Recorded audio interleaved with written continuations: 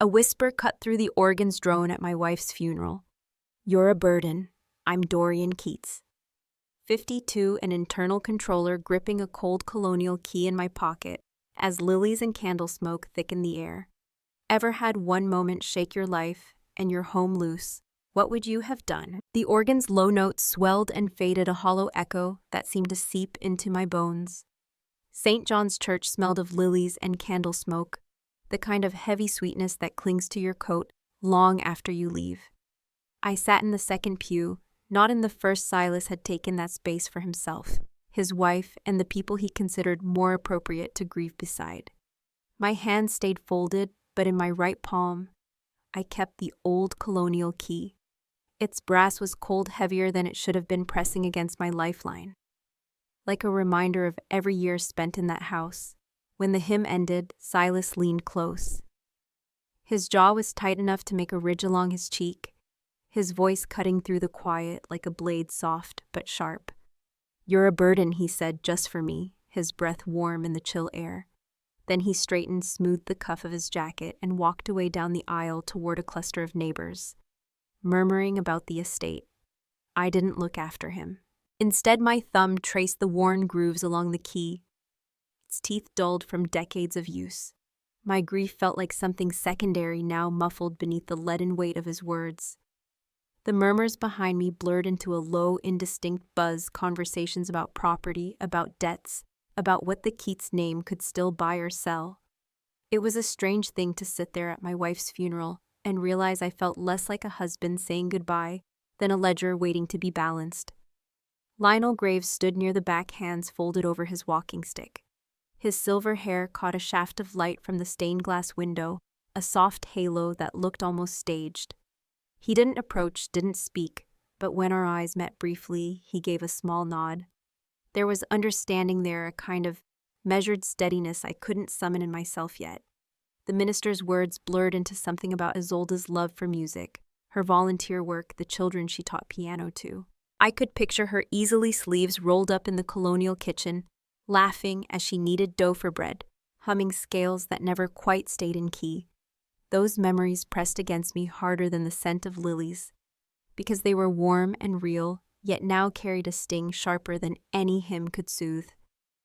The final blessing ended, and chairs scraped softly on the polished floor as people rose. No one spoke to me directly. A few polite nods, a couple of hesitant handshakes, as though my grief might be contagious. I stood slowly, the wood of the pew cold against my fingertips, and slipped the key into my pocket, feeling its weight drag against the lining of my coat. Outside, the early March air bit at my face, carrying the faint tang of salt from the harbor. The wind tugged at the black lapels of my coat and lifted a few stray petals from the funeral wreaths, sending them tumbling across the stone steps. I paused at the bottom, away from the clusters of mourners still talking, and let the chill cut through the heaviness in my chest.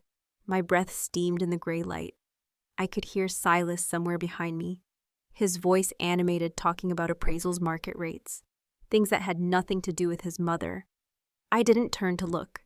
The key in my pocket dug into my palm as I clenched my fist.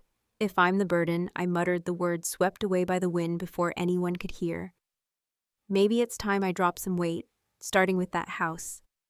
The thought didn't feel like surrender. It felt like a door, one I hadn't considered opening until today. The organ's echo still rang faintly in my head as I turned toward the parking lot, each step slow, deliberate, the colonial key, a silent passenger in my coat, heavier than grief itself. The house spoke in groans when I came through the door, the kind of long, tired creaks that made every step feel like I was walking across old bones. The colonial had always been lively when Isolde was here. Her music, her recipes, the quiet chatter of her piano students drifting through the halls. But now the air felt stagnant, like the place was holding its breath, waiting to be reassessed and sold off. Each room I passed had a chill, not from the early spring air, but from the way her absence sat heavy on every surface.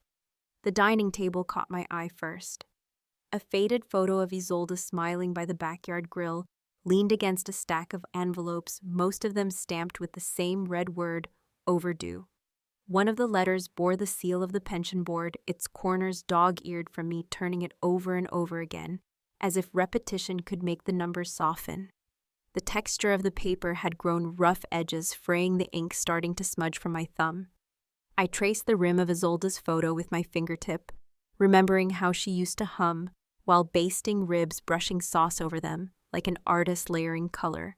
The neighbor's smoke now drifted in through an open window, the smell sharp and sweet, too close to the memory to be comforting. Somewhere down the block, a burst of laughter carried over mingling with the faint sizzle of meat on a grill. It was all so familiar and yet so hollow because it wasn't hers anymore. It was theirs, and I was only the unwilling audience. The phone rang, jolting me back. Silas's name lit up on the screen. I hesitated, thumb hovering before I answered. His voice came clipped straight to the point. Sell the house or handle it yourself. I'm not cleaning up your mess, Dad. I've got enough on my plate with the board breathing down my neck. You want to keep drowning here, that's on you. Before I could form a reply, the line clicked dead. The quiet that followed wasn't peaceful. It buzzed like static, punctuated by the floor settling beneath my feet. A voicemail icon blinked next. The robotic voice of my phone reading out a message from Maeve Harker, the PTA president. Her tone was syrupy, but laced with thorns. So sorry about Isolda. Heard there might be financial complications with the estate. Just awful timing. The neighborhood is worried about property values, you know how it is. Call me back when you can. I let the phone drop to the table with a soft thud. My hand brushed the key lying beside the pile of letters. Its brass had cooled in the draft, and I found myself gripping it harder than I meant to, the teeth digging gently into my palm. I couldn't tell if I was looking for comfort or simply testing how much weight it carried.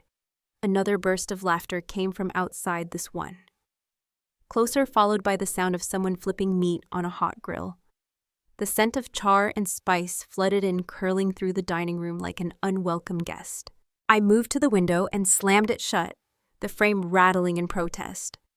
The glass muted the sound, but the smell lingered, sinking into the drapes, into my shirt, into my thoughts. For a moment, I just stood there, hand flat against the cool glass, the outline of Isolda's photo visible on the table behind me, caught in the reflection. My chest tightened, not just from the memory, but from the weight of everything pressing in. Debt notices. A son who saw me as ballast. Neighbors who measured grief by its market impact. I sat down, pulling the key toward me, letting it rest between my fingers as I stared at the red stamps and fading ink. The brass was cold and unyielding, a contrast to the softness of the photo beside it.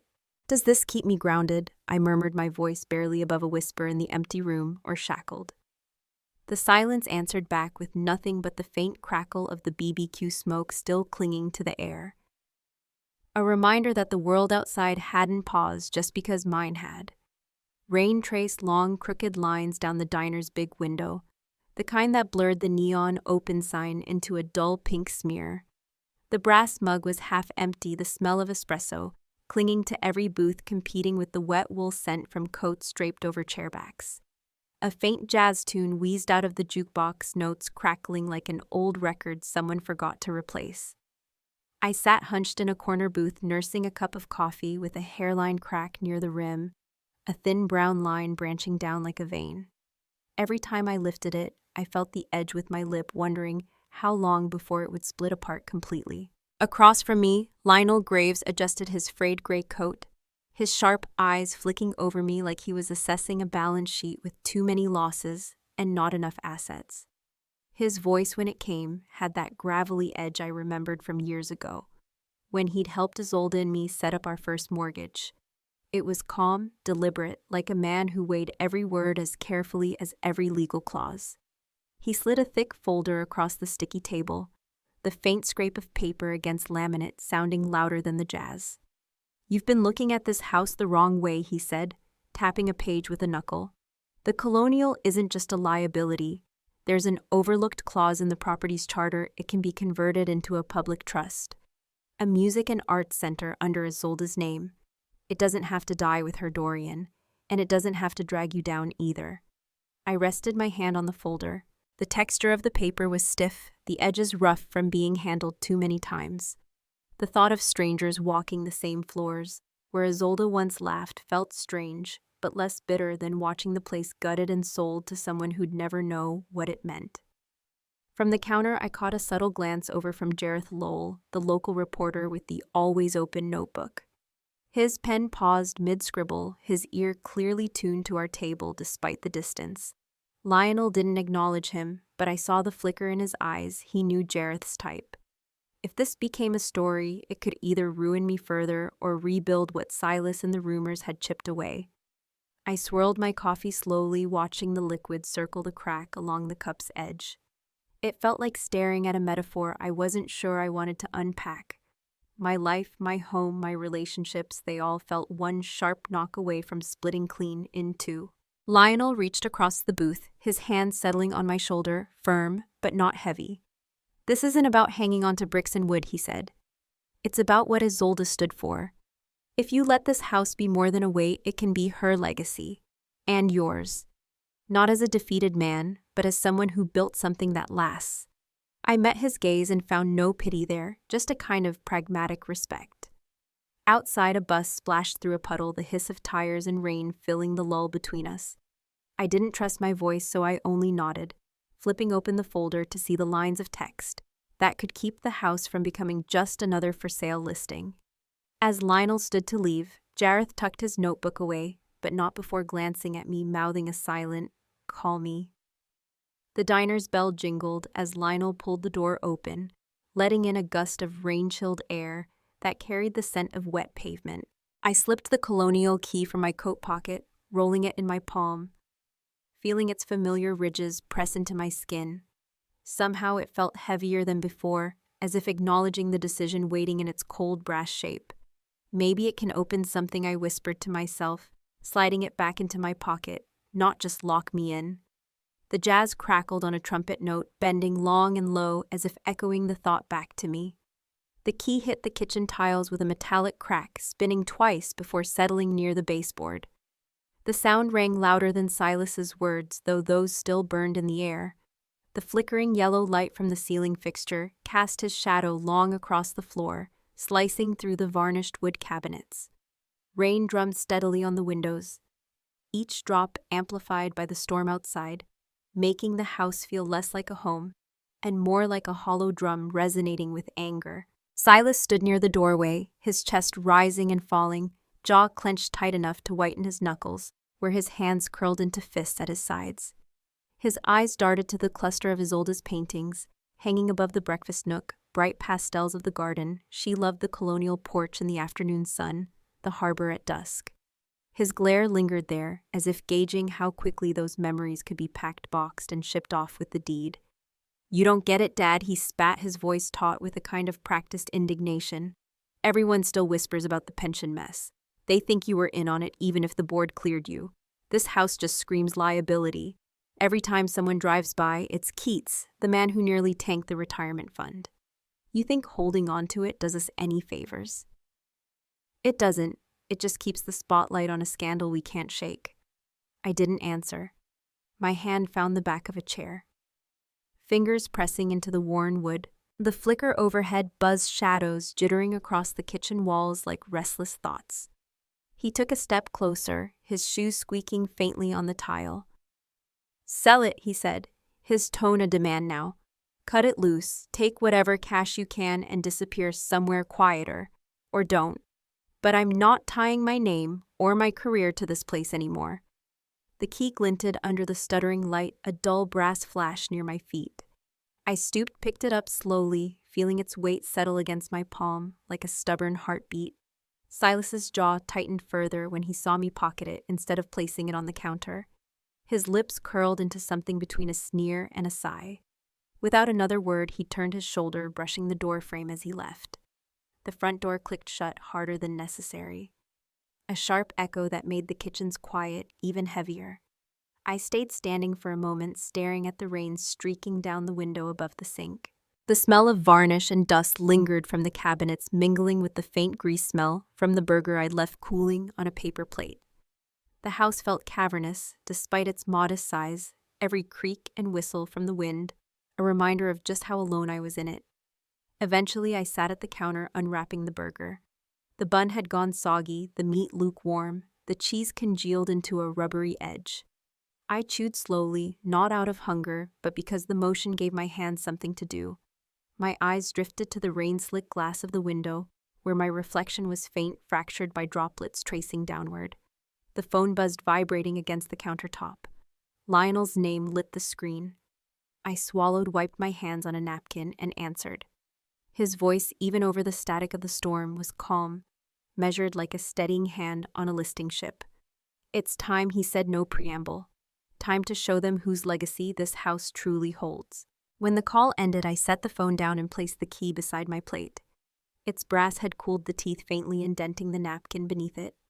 I traced its outline with my fingertip, listening to the storm tapping the glass, the flicker of the overhead light giving the kitchen a pulse it didn't deserve. "Not broken yet," I murmured the words, filling the stillness like a quiet vow. "Not me, not this," the rain answered with a steady rhythm, as if in agreement, while the key sat between the burger wrapper and the napkin, a silent reminder that the fight wasn't over, not for the house, not for me. The folding chairs groaned under the weight of silence as I stood at the front of New Haven's town hall. My fingers, damp with nervous sweat, fumbled slightly at the edges of the folder. I held the slick paper, threatening to slip free. The room smelled faintly of printer ink and weak coffee, the kind that sits too long on a hot plate until it tastes like burnt water. The hum of the overhead fluorescents gave the space a nervous pulse, as if the building itself were holding its breath with me. I opened the folder slowly, the soft rasp of pages against my thumb sounding louder than any cough or shuffle behind me. The top sheet bore the IRS clearance letter, my name typed cleanly beneath their seal. The ink smudged near the corner where my sweaty grip had lingered during rehearsal. Beneath it, dated emails scrolled across printouts, timestamps, headers, the kind of bureaucratic breadcrumbs that didn't make for gripping speeches, but carried the weight of quiet truth. Lionel stood near the exit, hands resting lightly on his cane, his posture relaxed but watchful. When my eyes found him, he gave a single nod, not dramatic, just a steadying cue, like a conductor's subtle lift of the baton before the downbeat. Jareth Lowell leaned against the sidewall phone, poised like a lens, but with the expression of someone more interested in the story than the spectacle. Silas sat halfway back, arms crossed so tightly his suit jacket puckered at the seams. His jaw ticked with some private thought, but he said nothing. "My name," I began, the word steadier than I felt has been tied to whispers and headlines for a year now. "Today, I'd like to lay out the truth not as a plea, but as a record." I held up the clearance letter, the official seal, catching a slice of light from the overheads. The IRS cleared me of wrongdoing 6 months ago. I was never on the board, never handled the funds in question. These emails, I tapped the next pages, show I raised concerns about irregularities 2 years before the collapse. A few murmurs rose from the back. I kept my tone measured, not pushing, not pleading, just presenting. I laid the bank slips down, next the ones with my signature, transferring my personal savings into a separate account to help cover Isolde's final medical bills. The paper's texture was rough, almost brittle from being handled so often these last months. I stayed silent out of grief. "Not guilt," I said, letting the words settle like dust motes in a shaft of light. But silence, I see now, can weigh as heavily as rumor. From the corner of my eye, I saw Silas shift in his seat. His crossed arms loosened a fraction, though his gaze stayed fixed on the floor. Lionel's mouth curved almost imperceptibly, a flicker of satisfaction he didn't bother to hide, when a ripple of applause began near the back row. The sound grew modest but real, cutting through the stale air like a clean breeze. I didn't bow or smile. I simply closed the folder, sliding my thumb over the frayed corner where the emails peeked out, and stepped back from the podium. Lionel caught my eye, mouth, "Told you," and tipped his chin toward the exit. The fluorescent hum felt softer now, the smell of old coffee less biting, as though the room itself had exhaled. As I moved toward the aisle, my phone buzzed in my pocket. A text from Jareth lit the screen. "I'm calling this the house that refused to sink, Kay." I didn't reply yet. Instead, I wrapped my hand around the colonial key, resting in the other pocket, its familiar weight grounding me as the applause faded behind me. The house creaked that morning as if it knew. Every stair groaned under my weight, each sound softer than usual, almost like a reluctant farewell. I walked through, slowly trailing my knuckles along the familiar banister, the wood worn smooth by years of Isolde, gliding her hand along it as she descended to greet her students. The scent of varnish mixed faintly with the faint must of old books from the study, notes of her presence lingering in corners, the way music does after a piano's last chord fades. In the parlor, I stopped at the shelf, where her music books still leaned in their crooked row, dog-eared and penciled with annotations from lessons she'd given over a decade of afternoons. I ran a finger over the cover of one she favored, Schumann Kinderszenen. The paper was cool, the texture faintly rough, and the graphite notations smudged faintly onto my skin. The thought of packing these into boxes for someone else to rediscover felt like prying apart pieces of my own ribs. By the time I reached the front hall, the morning sun slanted through, the leaded glass casting fractured squares of light across the floor. The key in my pocket pressed coldly against my thigh. I closed the front door behind me with a deliberate slowness, letting its latch click into place one last time before turning the lock.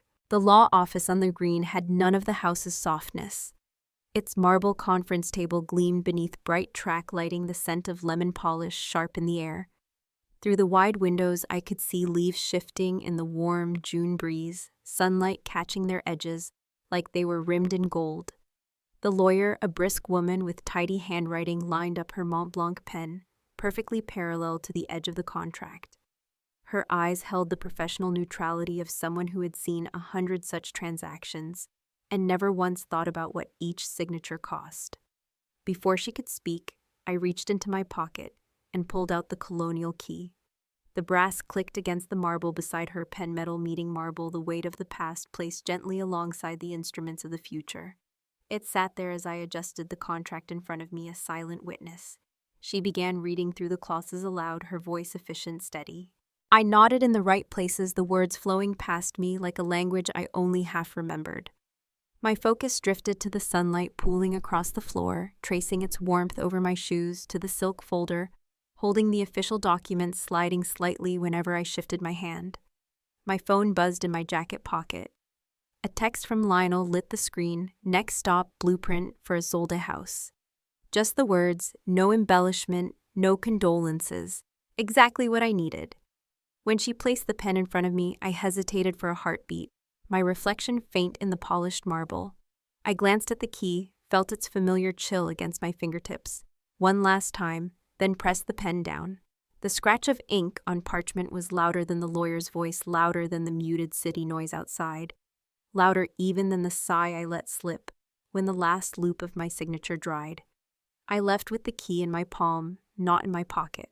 Out in the parking lot, I sat behind the wheel of my car, staring at the way the sun reflected off the dash, turning the leather a deep, warm brown. My eyes stung, but no tears came. Instead, I rested the key on my knee and whispered into the quiet. It was never just wood and plaster. My phone buzzed again as I started the engine. This time, it was an email notification. The subject line glowed from my screen: City Approval Nonprofit Conversion, approved and sealed. I let out a breath I hadn't realized I was holding, slid the key back into my pocket, and turned the ignition. For the first time in a year, the weight of the brass didn't feel like an anchor. It felt like a hinge. The scent of fresh paint still lingered in the air, softened by the lilac-scented soap the volunteers had used to scrub the entry floors, until they shone. The polished oak of the lobby reflected the soft brass light fixtures overhead, their glow gentle but warm, not the harsh fluorescence of town halls or lawyers' offices. This place, the Isolde House, still carried the bones of the colonial, but the walls had been stripped, renewed, and painted in softer tones. Sea glass and cream colors. Isolde once said felt like quiet music. I stood at the center of the lobby, holding the colonial key one final time in my bare hand. Its brass felt different now, no longer cold, no longer weighted with dread. The chatter of the gathered donors, volunteers, and a handful of neighbors softened as I stepped forward to the shadow box, mounted at eye level. Beneath a slim brass light, a velvet backing waited, and at the bottom edge of the frame, a small plaque gleamed. Some keys open more than doors. The faint folds of the curtain near the entry trembled in the draft from the air conditioning, drawing my gaze to the back of the room. Silas stood there, hands buried deep in his coat pockets, his expression unreadable. He wasn't leaning forward or scowling, he just watched. His eyes flicked briefly to the key in my hand, then away to a wall of photographs featuring Isolde's students and her garden in bloom. Lionel stepped to the podium, his frayed gray coat looking slightly more out of place against the fresh decor, but his smile was solid. His voice gravelly as ever, carried easily. This house once stood as a weight. Today it stands as a gift. Not just for music or arts, but for every person in New Haven who needs a place to belong. It carries her name because she built something worth keeping alive through Dorian's strength and this community's hands. The applause rose and fell politely. I took my turn at the podium, my fingers brushing against the key in my palm before I began. "This isn't a speech," I said, voice low but steady, "because this building speaks for itself. It carries Isolde's touch in every corner, and now it carries yours. For anyone who feels untethered, unheard. This is your door." And this, I turned, placing the key gently onto the velvet, securing it under the glass, is proof that even what once felt heavy can open to something greater.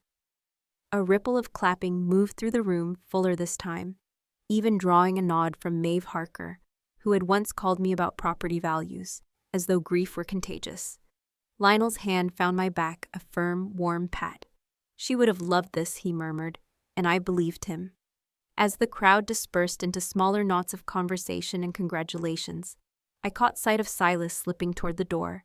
He paused at the threshold, the afternoon light from the open front gate framing him in silhouette. He looked back once, just long enough for our eyes to meet, before turning and walking out into the September air without a word. I stood there a moment longer, the faint scent of lilacs and the cool hum of the air conditioning settling over the quiet lobby. The shadow box gleamed softly. The key inside no longer a relic of burden, but a symbol under glass, holding a kind of quiet promise. Through the window beyond the lilac bushes we'd planted along the walkway, I saw Silas's figure shrinking toward the street. He didn't wave, didn't slow, but he looked back again just once more before vanishing into the early autumn light. The front door of Isolde House swung open on a cool October morning, the hinges gliding without a sound after weeks of careful restoration. Maeve stood just inside the frame, smiling broadly, as she ushered in a group of young teachers, their coats shedding leaves as they crossed the threshold. Outside, banners strung along the iron fence fluttered in the breeze, their fabric catching the light like gold whenever the wind tugged at them. The maple trees along the green had already turned their leaves, piling in soft drifts along the walkway, dry edges crunching underfoot as more visitors trickled toward the entrance. I lingered a step back from the main flow, one hand resting inside my coat pocket, feeling the stiff crease of an envelope I hadn't opened. Silas's handwriting stretched across the front in uneven lines. There was no return address, no signature inside, just his name printed on the outside, in a way that felt more tentative than formal. I'd felt the raised edges of the lettering every time I reached for my keys this week, but hadn't read past the first sentence. Today, with the front door open and voices rising inside, I pulled it halfway out and scanned the words again. "I don't know how to undo years, but I see what you've built." The note stopped there. No greeting, no closing, just that line in his careful, unfamiliar pen. I slipped it back into the inner pocket without unfolding the rest, letting it sit like a pebble at the edge of my thoughts, present but not yet something to hold. Jareth Lowell snapped photos from near the reception desk, his camera shutter blending with the low hum of chatter as staff members handed out schedules for the center's first official session. On the wall beside him, one of his headlines had been framed beneath glass. He turned loss into structure, pain into presence. Lionel's quote from the article glowed softly under the brass sconces, the black ink set against cream paper. I stepped outside into the bright autumn light, my shoes scuffing against the wooden ramp that had been added for the center's new accessibility wing. In my free hand, I held a small wooden sign, the last detail still needing to be mounted. The letters were carved deep sanded smooth and painted in a muted navy as Soldi would have loved. "This door will never close." I hung it just beneath the brass house number, the screws biting gently into the cedar siding. As I tightened the last turn, a gust of wind swept through the entry, rattling the banners overhead. The air was clean-edged with the faint scent of distant chimney smoke, and I could hear laughter echoing faintly from inside. New voices. Not ghosts filling the rooms she'd once kept warm with music and baking bread. When I stepped back to look, my eyes caught the brass plaque inside through the open door. The key, now locked under glass, rested against its velvet backing. The edge of the ribbon beneath it fluttered with the draft, twisting once like a small wave before settling flat again, still and sure. I stood on the porch for a moment longer, my hand brushing the cool cedar railing, listening to the mingled sounds of footsteps, hushed conversations, and the faint creak of the old beams overhead as they adjusted to this new life. There was no need for speeches, not today. The open door spoke louder than I ever could. With the sign in place and the breeze quieting, I turned toward the green, where leaves skated across the pavement in spirals. The sunlight caught their edges, making them glow like embers as they drifted, rising and falling without a pattern, but never fully settling. Behind me, the banner above the entrance snapped once, then went still, framing the open door like a quiet promise. As the autumn sun dipped behind the green, the brass key glimmered softly in its shadow box. No longer a weight, but a quiet emblem of what endured. Watching the teachers filter into Isolde House, I felt a calm I hadn't known in years, proof that some endings truly plant beginnings. Grief had forced me to redraw my map, but it also showed me that even splintered ties and shuttered doors can lead to places worth standing. Sometimes bridges collapse so we can learn which ones are worth rebuilding. Have you ever been handed a second chance in disguise? Share your thoughts or stories. I'd like to hear them.